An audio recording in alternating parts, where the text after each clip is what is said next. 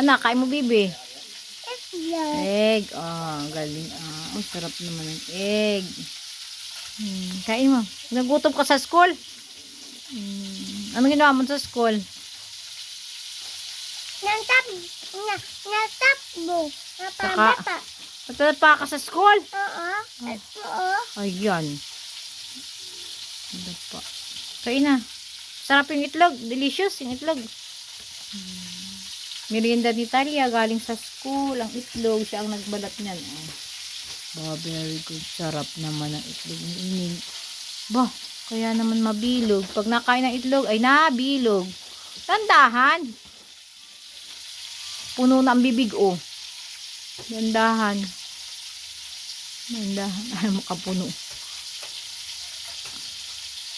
Tandaan at pakikimabulunan. Ay, naman, tita ganda. Kawawa naman, gutom na, tita ganda.